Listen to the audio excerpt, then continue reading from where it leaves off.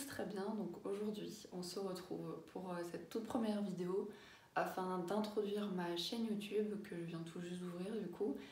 Et comme vous l'avez sans doute vu dans le titre, je vais vous parler aujourd'hui du freelance et de ce que ça implique dans ma vie de tous les jours.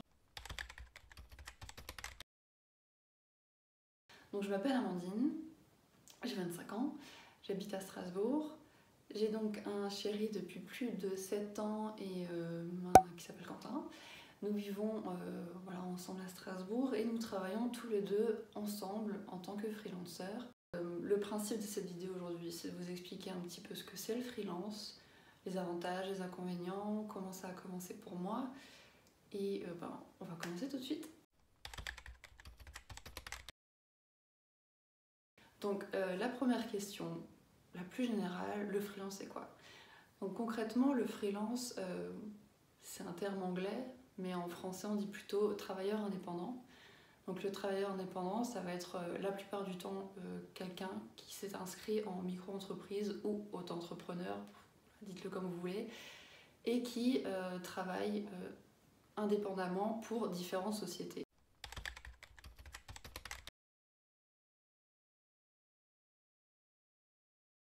Dans mon cas à moi, je suis freelancer dans deux types de branches différentes. Je fais du community management pour des sociétés et je gère aussi le SAV de différentes autres sociétés. Donc qu'est-ce que ça veut dire plus précisément? Admettons, je prends une boutique en ligne qui vend des vêtements et forcément quand on vend des biens matériaux et que des fois les colis n'arrivent pas, les colis arrivent défectueux ou ce genre de choses-là, il y a un SAV qui doit être géré derrière, il y a des gens qui doivent répondre aux mails des clients.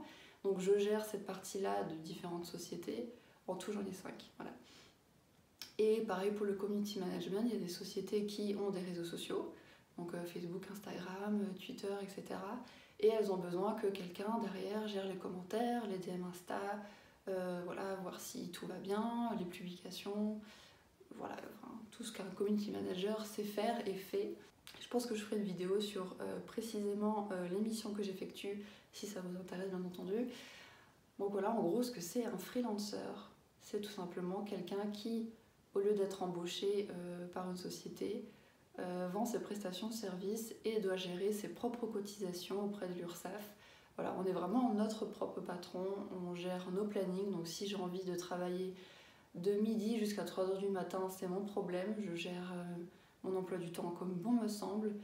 Avec toutes les entreprises pour lesquelles j'ai négocié mon contrat, je travaille du lundi au dimanche, j'ai aucun jour de repos parce que je le choisis. Et c'est comme ça que j'ai réussi à trouver notamment pas mal de missions parce que je suis quelqu'un de très flexible. Et notamment quand je pars en voyage, je ne m'arrête pas pour autant de travail non plus. Ce qui fait que je suis active 365 jours par an. Donc l'entreprise est assurée d'avoir quelqu'un constamment sur place. Voilà, comme dit, ça c'est un choix qui m'appartient. D'autres freelancers se prennent des vacances. Il n'y a aucun souci avec ça. Vous pouvez en parler avec la société qui va vous embaucher, etc., etc. Donc en gros, ce que je voulais aussi aborder dans cette vidéo, c'est comment ça a commencé pour moi et surtout pour mon conjoint, parce que tout a un peu commencé grâce à lui, on va pas se le cacher. Pour moi, ça a commencé il y a 1 an et demi bientôt, c'était le 29 mars précisément, le jour de mon anniversaire. J'ai rompu mon contrat, donc c'était un CDD qui allait m'emmener vers un CDI, mais j'ai tout simplement refusé d'aller plus loin dans le contrat. Je vous expliquerai dans une autre vidéo pareil mon parcours professionnel, mais bref, là en gros ça fait depuis le 29 mars 2018 que j'ai arrêté de travailler en tant que salarié pour me lancer à plein temps dans le freelance. Et mon conjoint y est depuis un petit peu plus longtemps que ça. En gros, ça a commencé, je crois, en 2016 ou en 2017. Il a tout simplement tapé sur Google comment gagner de l'argent sur Internet. Et il est tout simplement tombé sur plusieurs articles qui parlaient du freelance. Et donc, comment ça a commencé? Tout simplement pour lui, dans les différents articles qu'il a lus sur Internet, il voyait revenir souvent la plateforme Upwork. Donc qu'est-ce que c'est Upwork? Je vous mettrai pareil le lien en barre d'infos. C'est tout simplement un site, une plateforme qui met en relation le freelancer et la société qui a besoin d'un freelancer. Et il existe aussi des plateformes françaises pour les freelancers, mais personnellement je ne suis pas inscrite sur celle-ci. On connaît juste Upwork et ça marche très bien pour nous, c'est pour ça qu'on s'est contenté de cette plateforme-là. Bref, au début c'était des missions toutes petites, très mal payées, mais c'était des missions quand même. Et en fait, si vous voulez, dans la plateforme Upwork, plus vous acceptez des missions et que vous les faites bien entendu, du coup après l'entreprise va vous noter, vous donner un feedback sur la mission que vous avez effectuée. Donc elle va vous noter sur 5, elle va mettre un commentaire sur comment elle a estimé que votre prestation a été. Et finalement, plus vous avez de missions accomplies, et mieux vous allez être référencé dans l'algorithme de Upwork. Donc au début, c'est vraiment essentiel d'accepter même des missions entre guillemets très mal payées, parce que grâce à ces petites missions mal payées, vous allez être en relation et en contact avec des grosses sociétés qui, elles, vous paieront un taux horaire que vous aurez décidé. En tout cas, pour nous, c'est comme ça que ça a fonctionné au début. On acceptait des missions pour tout juste 8 $ de l'heure. Et voilà, on a pu faire ça parce qu'on avait tous les deux un CDI à côté et qu'on a pu jongler les deux. Mais au début, en tout cas, c'est comme ça que ça a commencé. Et tous les gens à qui on conseille de commencer le freelance, on leur dit de faire ça comme ça parce que immédiatement commencer sur Upwork en mettant un taux horaire de 40 $ de l'heure en sachant que vous avez effectué encore aucune mission, il y a très peu de chances que finalement une entreprise vous contacte. À moins que vous ayez vraiment des compétences hors du commun, là forcément oui. Mais si vous êtes, si vous êtes juste ici pour faire du SAV, du community management, de la traduction de texte, il y en a déjà tellement qui sont inscrits sur Upwork que dans un premier temps, il va falloir accepter d'être payé à moindre coût. Voilà, en gros c'est comme ça que ça a commencé. Juste en tapant sur Google comment gagner de l'argent sur Internet.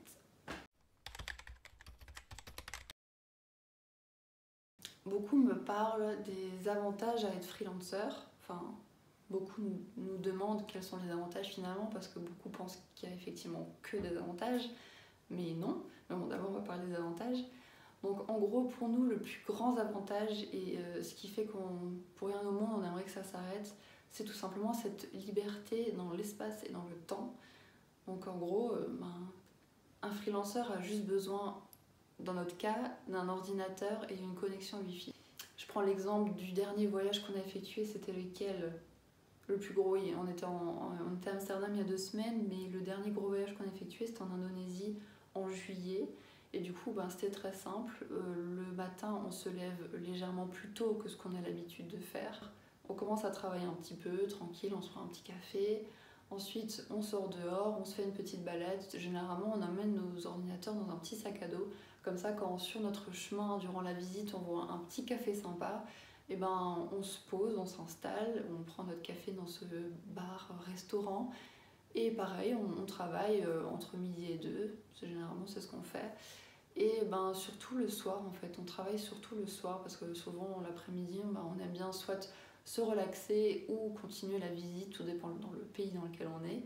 Et à partir de 18 h, on commence à travailler. On aime bien souvent, quand on est en voyage finalement le soir, on n'est pas tant fan de restaurant, on aime bien se faire des petites courses dans une petite supérette, on se prend des petits trucs à grignoter et on travaille devant nos ordinateurs dans le lit d'hôtel, et puis voilà, jusqu'à ce qu'on soit fatigué finalement.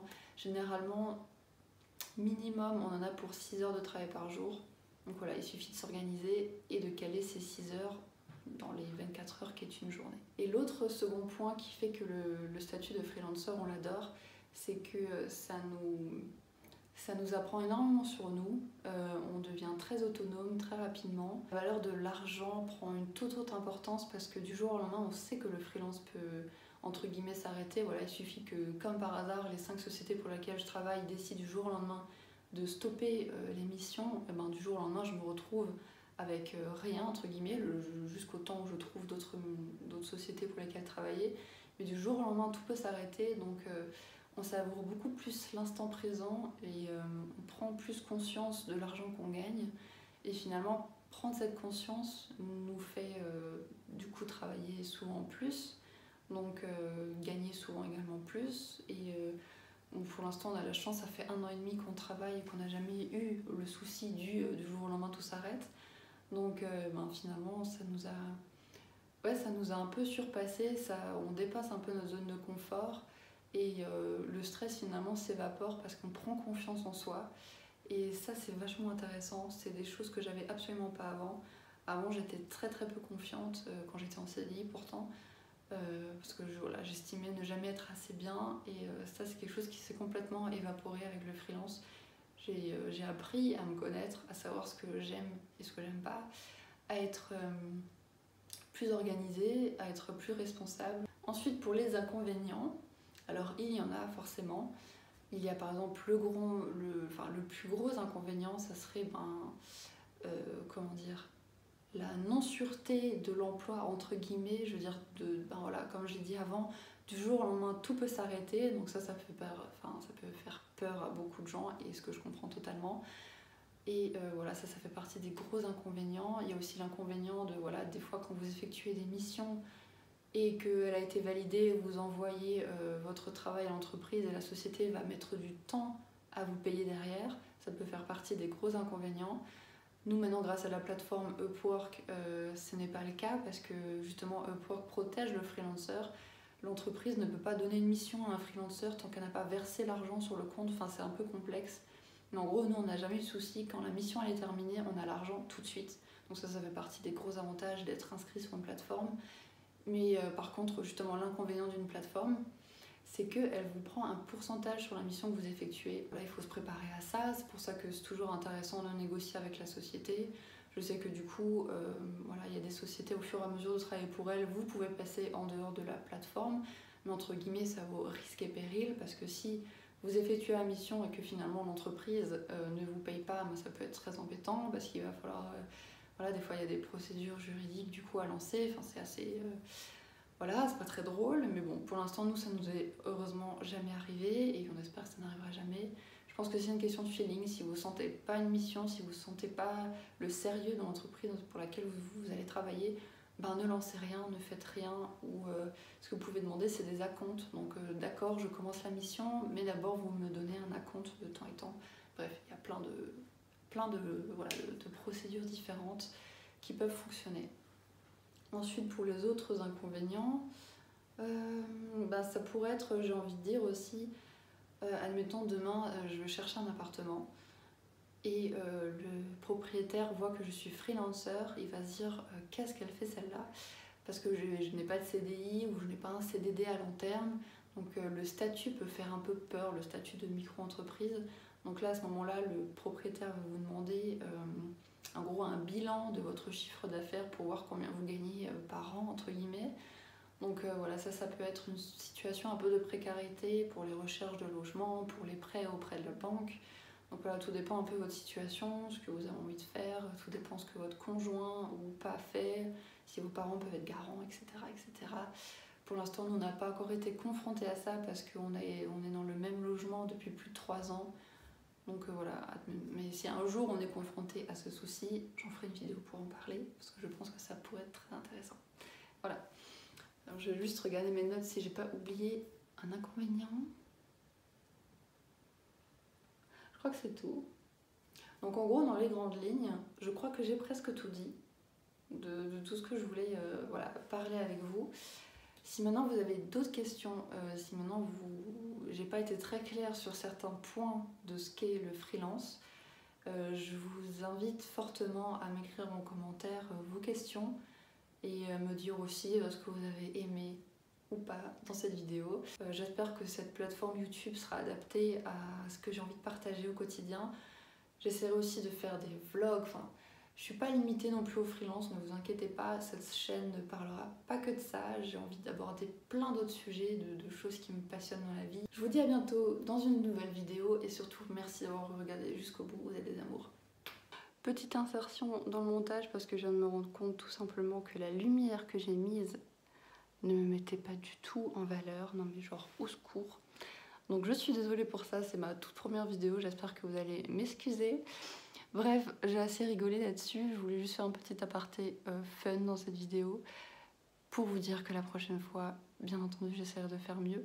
C'est juste que là, on est dimanche, il est bientôt 17 h, la lumière dehors est affreuse. Voilà.